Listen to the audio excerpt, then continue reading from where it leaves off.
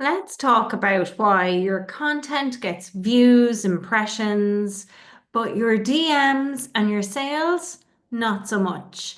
So, in this live, that's exactly what I'm going to talk to you about. Some things that people don't realize, and that is that only 3 to 5% of your audience is actually ready to buy right now. And that's not just on LinkedIn, that's worldwide, generally, even if you have a small geographic area that you serve, only 3 to 5% of people are actually ready to buy from you. And that means on LinkedIn, for example, 97% of people are curious. They're warming up, they're lurking. Hello to my lurkers. If you're watching today, lovely to see you here. They're warming up, they're not ready to take action yet. And that could be for a variety of reasons. It could be because maybe they're committed to something else, maybe financial resources don't allow them to move forward or do something. Maybe they're following, but they're waiting for you to say the right thing or to show up with the right thing or to extend an invitation to them so that they say yes. So in today's live, that's exactly what we're going to dial into. We're going to talk about the conversations that people are not having enough of when you're ready to grow and scale your business beyond multiple six figures and into seven figures, but without burning out. So my point is that if 97% of people are lurking or they're curious about what you do and they're checking out your content and they're reading everything that you're putting out there, if they're warming up, it means that potentially if they're not taking action, what you're doing is you're sitting back waiting for inbound leads, and you're going to be very disappointed because you're missing a lot of the market. And that does not lead to a scalable business model. Waiting for people to be proactive, no, it doesn't work. You need to be action oriented and take action yourself. And I know the people in my Millionize program, they are all action takers. One person even said last week, I love this group. Every time you come in, we have a call. You can see the progress that people are making. It's so motivating and inspiring. And they're all helping each other keep the momentum going because it's that bit of accountability. But the reason why showing up is important, not just in your content, but in conversations and in comments as well, is because 95% of people's purchasing decisions, they're made in their subconscious. So our emotions and subconscious are guiding us to say yes or no. So that 97%, they might be ready to say yes, or the 3 to 5% who are looking for an active solution right now, you could trigger them to say yes to you by doing a couple of small things. And by those couple of small things, I'm talking about your content creates awareness, it builds your thought leadership.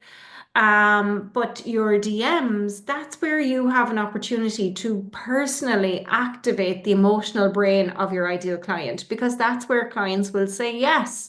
They're not going to see a LinkedIn post and be like, how do I work with you? Well, and if they do, show me your LinkedIn post that got that to happen. Because very likely what's happened is they've been lurking for a while. They've been warming up, and that one LinkedIn post, that was the trigger. But generally speaking, one LinkedIn post on its own is not going to get people signing up and saying yes. So if you're a multi six figure stage, if you're already there, your content game is consistent, it's solid, you're showing up, you're credible, you've built visibility.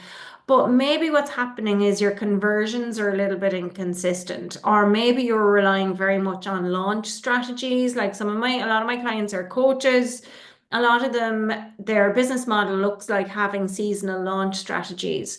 And that can make things a little bit stressful in between launches where cash flow is not coming in as steadily, because what tends to happen with a launch cycle is a lot of people will purchase and pay in full at a point in time. If you've got 3 launch cycles, it makes your business seasonal and you're relying on that income at that point in time.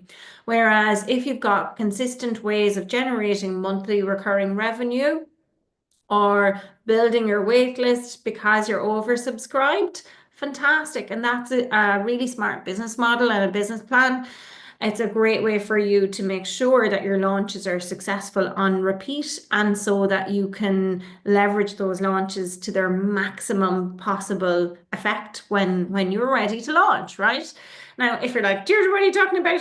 Just keep with me because I'm going to talk a little bit more about this in the sense that typically, when you are posting content on LinkedIn, like I said, it's unlikely somebody's going to see one LinkedIn post from you, brand new follower on LinkedIn. They're going to see one post and be like, oh my God, how do I work with you? That's just not reality. And the people that that's happening for is people who have literally been on LinkedIn for a long time and their audience have been following them for a long time. And what tends to happen is that if your income is inconsistent, aside from being in cycles of launches, very often the reason that is because you're relying on that public content, as in your social media content, you're relying on that public content to do what private conversations are built for. Okay? And LinkedIn is actually built for this, which is pretty cool. And what I mean by that is that 78% of business to business buyers, B2B buyers, they're more likely to work with someone that they've engaged with on LinkedIn. This is a LinkedIn statistic, right? I've shared it on here before. If you have liked someone's post, left a comment on their post, or viewed their profile, those are 3 touch points in a potential buyer's journey, and you're warming up that lead, even if you haven't started the conversation yet. For a B2B buyer, the average number of touch points required is 16. So if you're posting on LinkedIn and you're not socializing on LinkedIn, and I always talk about social media, that people forget the social part of social media, that is not just liking a post and saying great post. It's leaving a valuable comment. It's sparking conversation under somebody's content. And viewing a profile, great. Those are all touch points, but it takes an average 16. And now, if you're not doing those things, think about the time length of a buyer's journey. It could be a lot longer. If you only post 2 or 3 times per week, that total BS stat that came from somewhere, I don't know where, because the gurus, I'm watching them, they're posting 2 to 3 times a day on LinkedIn, not 2 to 3 times a week. We can talk about that statistic at another point in time, but for today, what I want you to think about is that your content is like, imagine you're on a stage. Your content is your keynote. That's what you deliver. But the sales tend to happen when you come off stage, right? People might walk up to you. They might ask you, how do they work with you? How can they learn more about what you've just shared? How can they do the things with you? How can they sign up with you? All of that stuff. That happens off stage, backstage, whatever you want to call it. And that's where beliefs shifts. That's where objections will surface is in those one-to-one conversations as opposed to in what you said in your keynote. And that's where buying decisions get made. Are you with me so far? Is this making sense? So what I want you to think about is the mere exposure effect tells us that familiarity builds trust.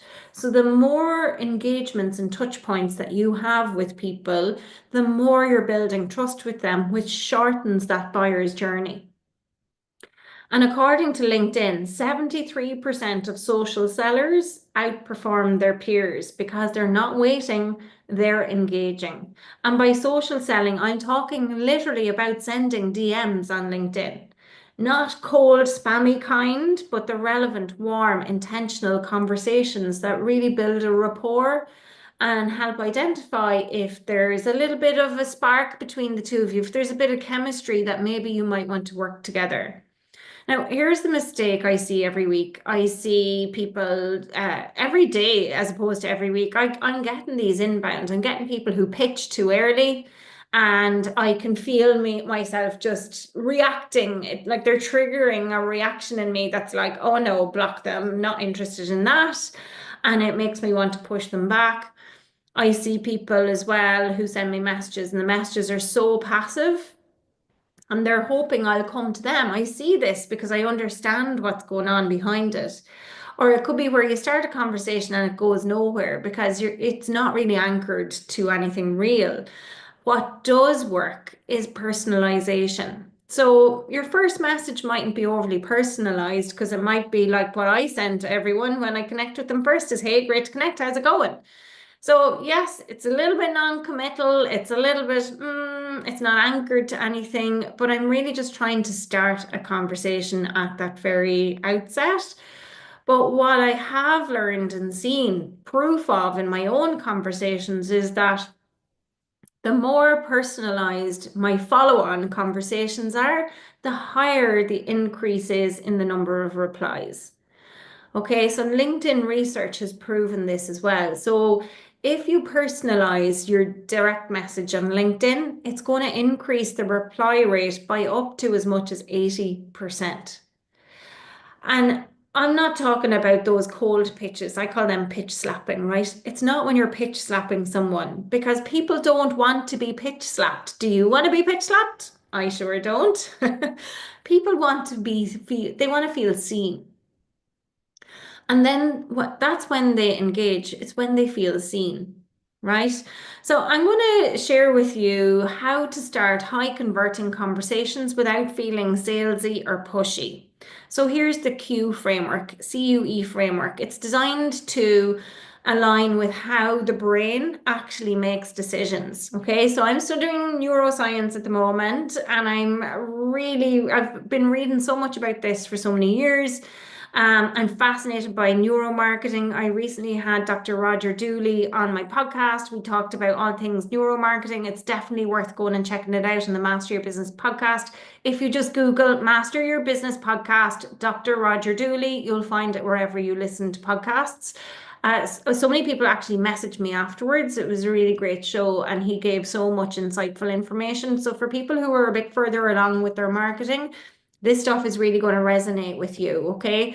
If you're brand new to LinkedIn or you're brand new to marketing overall, then you might be feeling a little bit overwhelmed with what I'm talking about. That's okay. This stuff is a little bit more advanced. And the idea is that it's for people who are already making multiple six figures or seven figures. Now, it's still no harm to listen and still pay attention to what I'm going to share with you because you can leverage these techniques as well.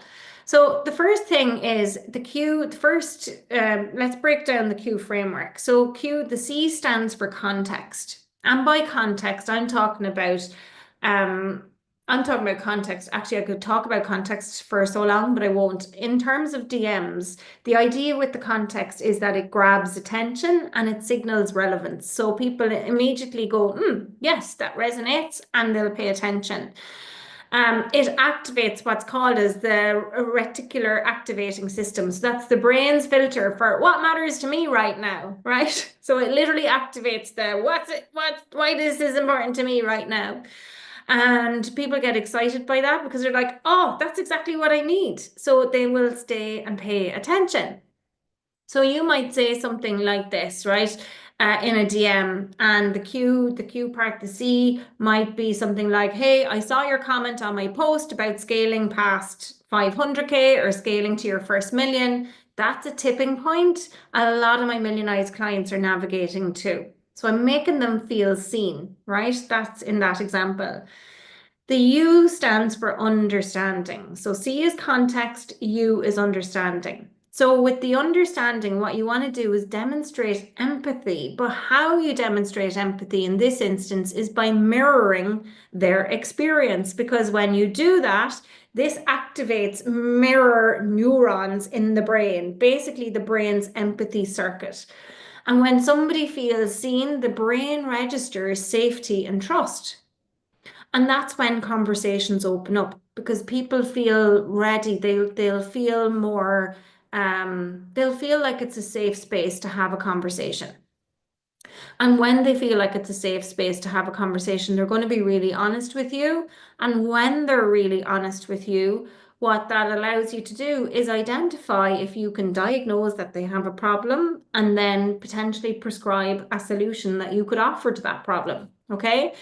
So an example for the you bit might be something like this. It sounds like you've got consistent clients, but the growth model isn't scaling with you. Something like that. And that's where we usually help people simplify. So you're not sprinting 24 hours a day, 7 days a week. Okay, so it's empathy, and it's really about mirroring their current experience based on something they've said. Now, for any of you who are coaches and you're listening to this, you'll know, excuse me, that empathy comes from really deep listening and understanding. And sometimes you're empathizing, but you're doing it based on intuition and gut, because it's not always the stuff that people say, it's the stuff between the lines, right? And that's what I'm getting at here. So you need to look for the empathy by listening deeply, even if it's in the written word. So the C in Q stands for context, the U stands for understanding, and the E stands for expert invitation. And this is where you gently guide. So you're guiding, you're not pitch slapping, no pitch slapping allowed. It's a little bit like the IKEA effect, where it tells us people value what they co-create. So you have to invite them in. You have to let them choose the next step. And I love this type of marketing because it's permission marketing. And it's where you ask a question, is it okay if is it helpful if I? So an example for this might be, if it's helpful, I'm happy to show you how we build simplified customer acquisition engines inside Million Eyes. No pressure, just clarity, no pitch, no sales. Let me know if you're interested. Let me know, right? That's it. You're asking for permission. So if it's somebody who's totally cold, how do you apply this? And I think what's important here is to try and trigger relevance, that emotional resonance, and a bit of curiosity as well. So that might look like, hey, I saw your take on content overwhelm. That's a signal I see with a lot of clients just before they break through. I'm curious, what feels the hardest to manage right now? So you're asking a question, and it's an open-ended question. So lots of open-ended questions in your DMs, by the way. I'm talking what, where, when, how, all of that. Ask those questions, because that's what will get people to reply as well. Then you want to send a warm follow-up. And ideally with the warm follow-up, again, you want to mirror those neurons, and that's the empathy bit. And you want to set up authority without pushing. So the authority is the stuff that positions you as the right guide, the right leader, the right coach, expert, mentor, whatever you call yourself, that you're the right guide. I'm going to call you a guide, general term. You're the right guide to help them go or cross the bridge in terms of transformation. So it could be, if it's a warm follow-up, you might say something like, I appreciate the connection. I saw something, so go and check out something on their profile. I saw you're launching a new group program. Most founders at your level want scale without the stress. I'd love to hear what growth looks like for you this quarter. Right? So it's like, it's an open-ended statement inviting a response, but it's empathy. It's not looking for anything. I'm not selling. There's no pitch slapping. There's none of that stuff. But what you want to do is, if somebody signals something in terms of buying, if they signal something that you're like, oh, yes, that's something I can help with, what you want to do is lean into confirmation bias. And basically what confirmation bias does is it emphasizes that, oh, you've identified the problem, and oh, you can help them.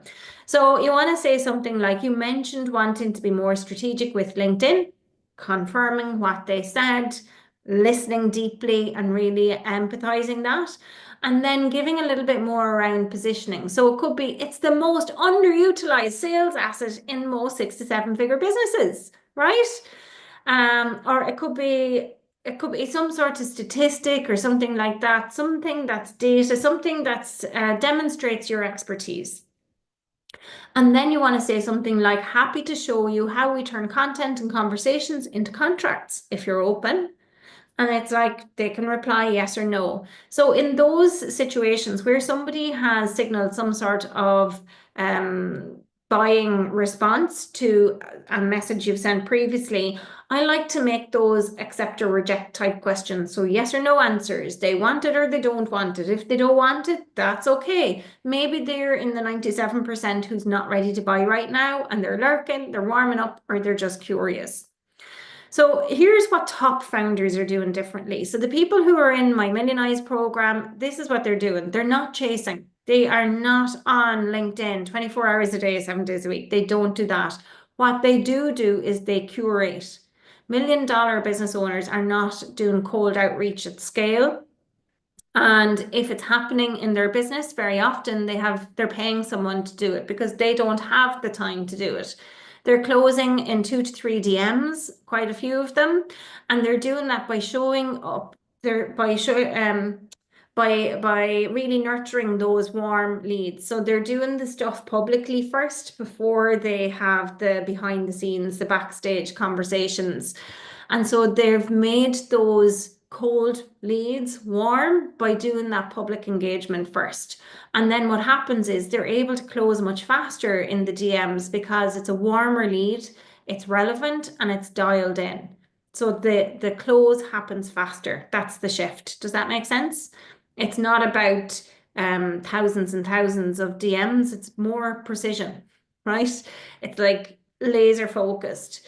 So if you're ready to make your DMs your most profitable and predictable sales channel without sounding salesy, burning out, or getting ghosted, I would recommend that you take some of what we've talked about today and apply it in your DM strategy. Now, just want to recap on some of the things that we talked about.